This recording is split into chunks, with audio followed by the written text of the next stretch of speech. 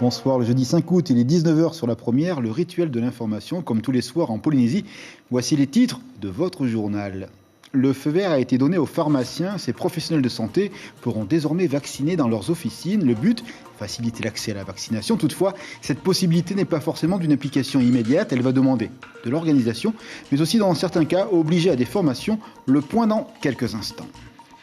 Pour faire simple, la quarantaine pour les non-vaccinés continue, mais pour le simple citoyen, ces histoires d'arrêtés ressemblent à un vaudeville juridique entre décision des autorités et lecture du droit. Au cœur de cela, la question du statut d'autonomie et les compétences de l'État. On essaie de tout démêler dans ce journal. L'hôpital ce soir, l'on sait l'engagement des personnels. La direction nous l'a répété hier soir dans ce journal. Une vigilance nécessaire en ces temps de chiffres galopants. Eh bien, nous écouterons le pouls de tous ces soignants avec notre invitée, Mireille Duval. C'est la responsable du syndicat CSTPFO au sein du centre hospitalier du Taoné. Bonsoir, à tout à l'heure. Pas encore à bout de souffle le monde sportif avec la Covid-19, loin s'en faut. Néanmoins, la pandémie dérange l'ordonnancement classique des compétitions. Exemple, exit le Super Aito de Rangiroa. Quant aux salles de sport, encore ouvertes après 18 mois d'intenses difficultés, elles croisent les doigts. Ils n'ont rien lâché et ils ont eu raison. Les basketteurs français ont arraché leur billet pour la finale des Jeux Olympiques avec un match dantesque, un seul point d'avance devant la Slovénie. En finale, les États-Unis les attendent. Retour sur une soirée de folie en fin d'édition. Nous vous le disions hier soir, les pharmaciens sont autorisés à vacciner suite à la décision du Conseil des ministres du pays. La logique, intensifier la lutte contre la Covid. Ces nouvelles dispositions autorisent a priori un meilleur maillage du territoire. Néanmoins, l'effectivité de cette mesure va demander de l'organisation à ces professionnels. Reportage avec Mélissa Chong et Jérôme Lee. Les pharmaciens sont sur le pied de guerre contre la Covid. Les 46 pharmacies de Polynésie ne seront pas de trop pour prêter main forte au vaccinodrome. Décidé hier en Conseil des ministres, les vaccins anti-Covid pourront bientôt être administrés en officine par le personnel formé. Alors que le nombre de cas explose, la population y est plutôt favorable afin de briser la chaîne de contamination. La démarche de vaccination, que ce soit justement aux structures dédiées ou aux pharmacies ou même le médecin traitant, je pense que c'est une démarche qui est tout à fait justifiée. Même si on fait partie du privé, on est tous acteurs de la santé publique. Donc oui, je trouve que c'est normal qu'on soit sollicité. Après, libre à chacun, en fonction de ses disponibilités, de répondre présent ou pas. Vacciner en pharmacie demande une réorganisation des officines avec notamment un espace de confidentialité. Au niveau des locaux, je pense qu'il y a des normes à respecter. Ça sera quand même une tâche en plus à effectuer au comptoir. En plus du vaccin, les pharmacies pourront vendre des autotests à leurs clients. Cet importateur en a commandé 5000. Pour les autotests, comme on a été juste informé hier par ce compte-rendu du Conseil des ministres, moi tout de suite j'en ai commandé en France. Ils arrivent dans une quinzaine de jours. Ces nouvelles directives prendront effet dès leur publication au journal officiel. En métropole, ce protocole est déjà mis en place depuis le 12 avril. Et un délice pour les amoureux du droit public, l'histoire de la quarantaine, suspendue puis rétablie, elle concerne les personnes non vaccinées de retour sur le territoire polynésien. En fait, derrière tous ces allers-retours, la question du statut de l'autonomie et les réalités régaliennes de l'État, décryptage avec Lucide Guichetier-Yao et Marcel Bonneau.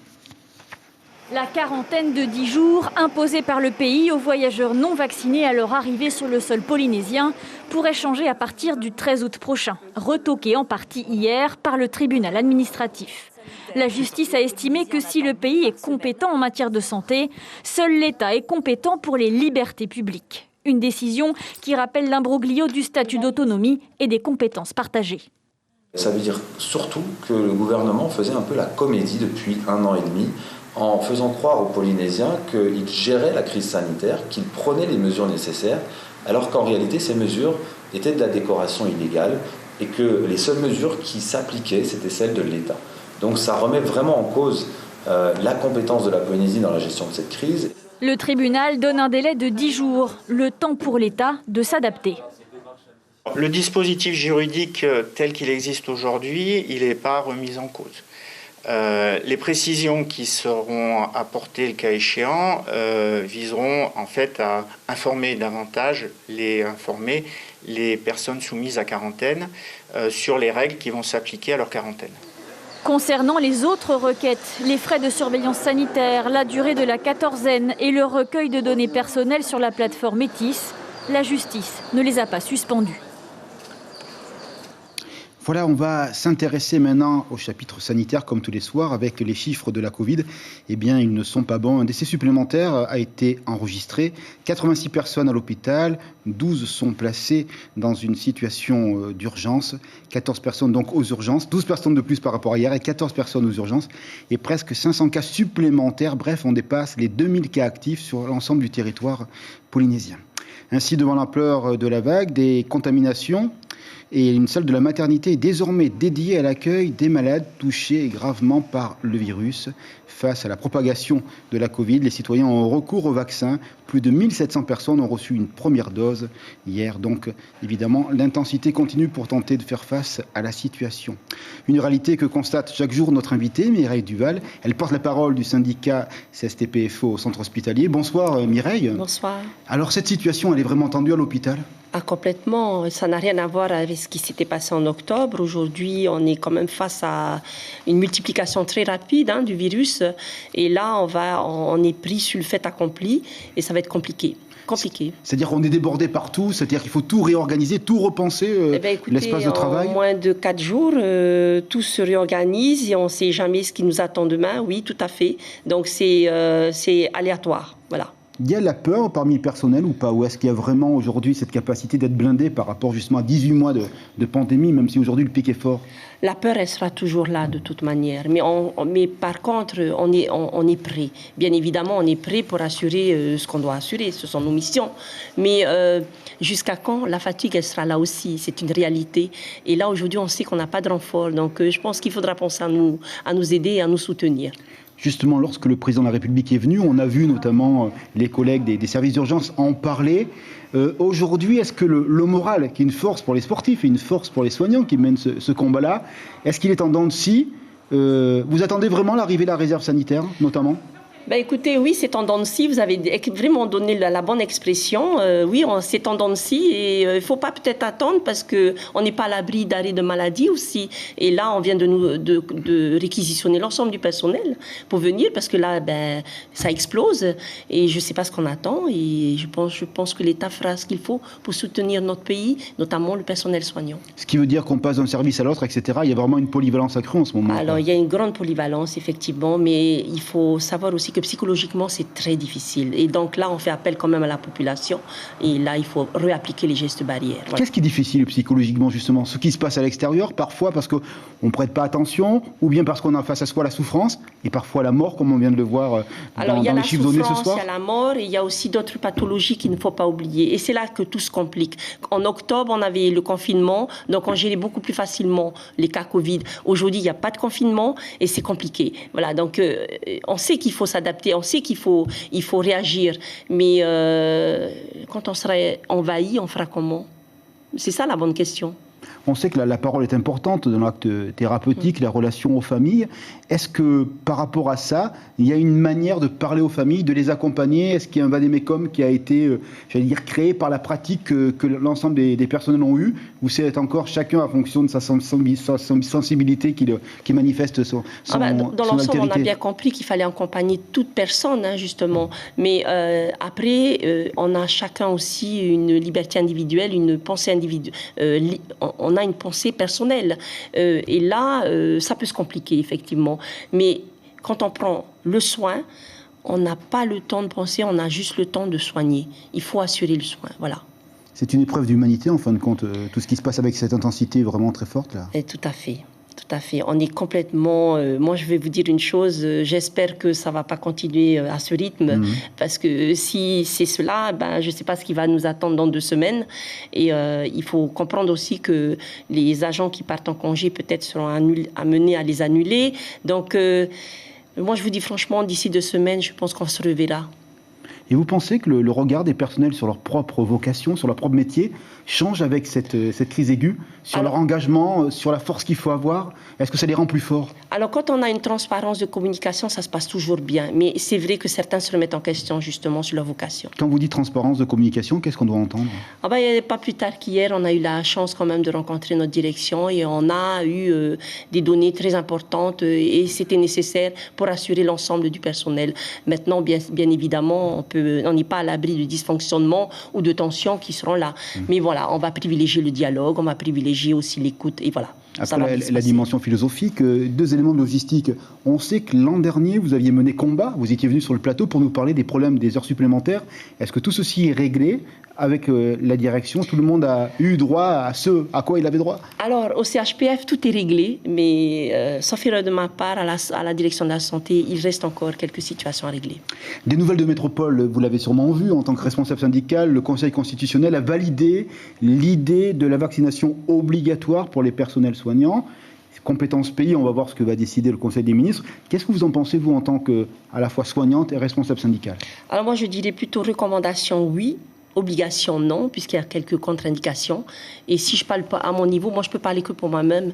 J'ai beaucoup eu peur de ce vaccin, mais pour moi-même et pour ma famille, je me suis vaccinée. Voilà, donc il faut être raisonnable aussi. Et quand on veut accompagner quelqu'un pour se vacciner, il faut l'accompagner. Il ne faut pas simplement l'obliger. Obliger quelqu'un, c'est toujours créer des tensions. Il ne faut pas. Et ça veut dire que vous en parlez beaucoup entre vous, notamment par rapport aux collègues qui se posent des questions, qui sont complètement réticents? Ah ben oui, avec toutes les informations qu'on peut avoir et les fakes, c'est sûr qu'on en parle. Mais on est dans l'encouragement. Aujourd'hui, vous avez une idée du pourcentage des collègues travaillant au centre hospitalier qui sont déjà vaccinés avec les 2 doses? Alors, normalement, on a atteint les 60%, c'est très encourageant. Et maintenant, reste à voir, il faut qu'on continue à rassurer et à encourager tout le monde, voilà. Merci beaucoup Mireille Duval d'être venue sur notre plateau et bon courage à l'ensemble du personnel hospitalier si important et si précieux dans ces moments délicats. Bonne soirée, merci. La Covid-19, c'est du sport de combat, virulente, mobile, agile. Par son impact sanitaire, elle désorganise la vie sociale. Le sport, qui n'est pas le plus petit chapitre du vivre ensemble, a subi ses à-coups, les impératifs. Ainsi, le Super Aito de Rangiroa passe à la trappe. Et pour les salles de sport, eh bien, on croise les doigts, elles résistent. Reportage tout de suite avec Nicolas Suire et Patita Saber. Annulé, le Super Aito n'aura pas lieu à Rangiroa. Ça aurait été la première fois. L'événement est reporté à l'an prochain. Toutefois, l'organisateur de la course se dit prêt à la mettre en place rapidement aux îles du Vent. Mais seulement après avoir consulté ses partenaires, dont le gouvernement. D'ores et déjà, Charlie Meitere ne semble pas très optimiste. Quand on écoute les jauges qu'ils mettent en place, on est au-dessus des jauges. Donc voilà. Donc c'est là la difficulté d'organiser un événement qui attire beaucoup de monde déjà, de spectateurs. Et là, on a interdit les spectateurs sur le site. C'est une chose. Mais les bateaux, comment les freiner, cela? Les mesures sanitaires du 31 juillet n'ont pas vraiment secoué le monde des salles de sport. 4 mètres carrés d'espace par membre, la règle était déjà respectée dans celle-ci. Voyez le marquage au sol, ici, prévu pour les cours de fitness. On trouve dans un sens que c'est logique parce que c'est vrai que les cas augmentent. Après, nous, on va dire qu'entre guillemets, on était déjà habitués à cette mesure parce que c'est celle qu'on nous a imposée quand on a rouvert au mois de février. Donc voilà, et puis dans un sens aussi, les salles de sport, il n'y a pas de très grosse fréquentation en ce moment. Donc on appréhende plutôt les prochaines annonces qui vont avoir lieu. Ouais. Les gérants des salles de sport redoutent la fermeture de leur établissement, le pass sanitaire ou encore un nouveau confinement. Pour l'heure, seul le huis clos pour les compétitions et 4 mètres carrés de distance entre chacun dans une salle fermée contraignent de nouveau le monde sportif.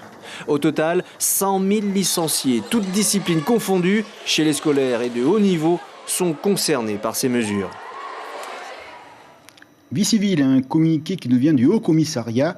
Aucune dérogation n'a été apportée à l'organisation de ce mariage. Le propos concerne l'union du vice-président du pays, Thierry Alpha, avec son épouse, aujourd'hui à Tebaiuta.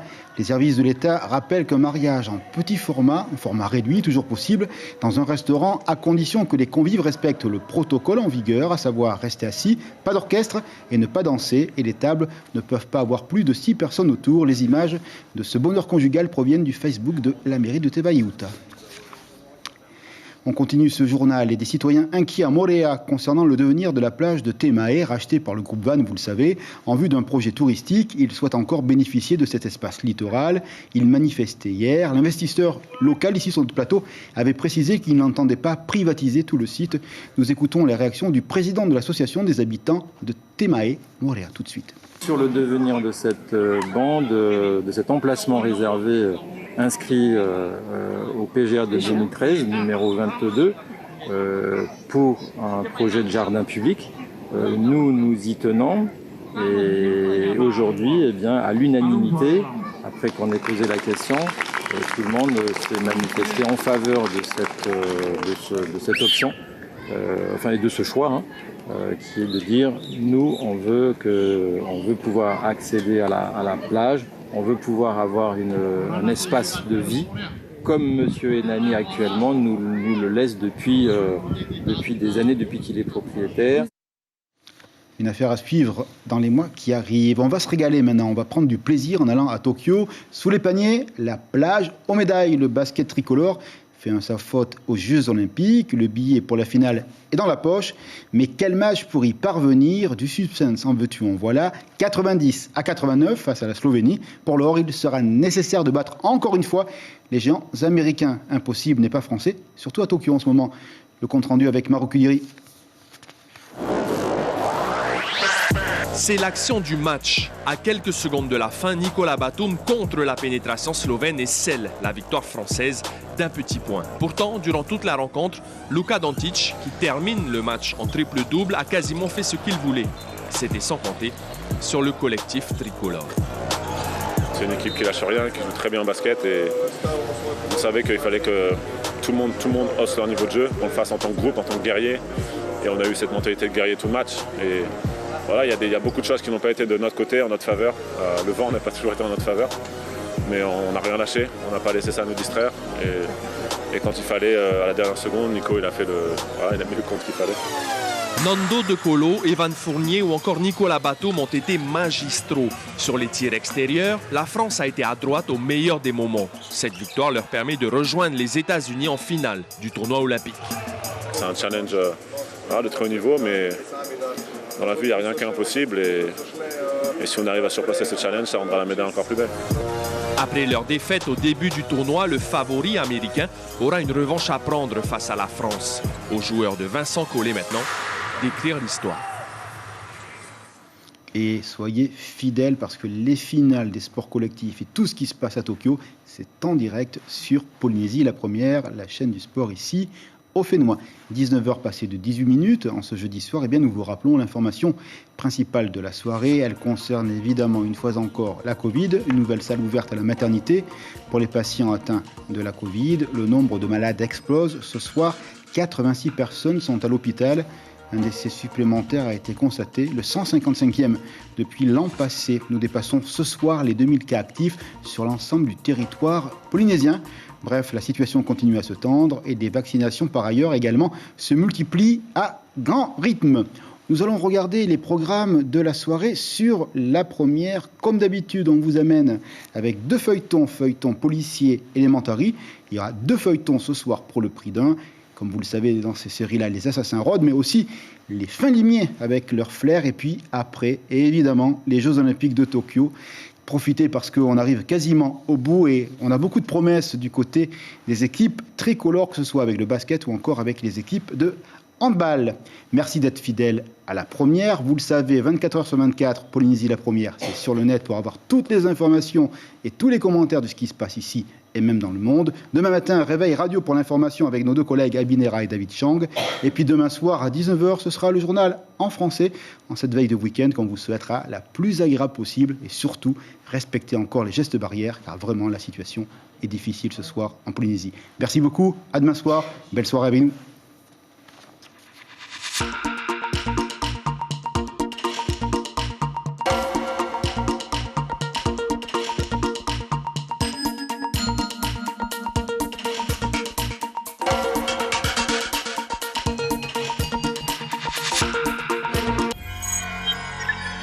Retrouvez ce programme en replay sur notre site internet.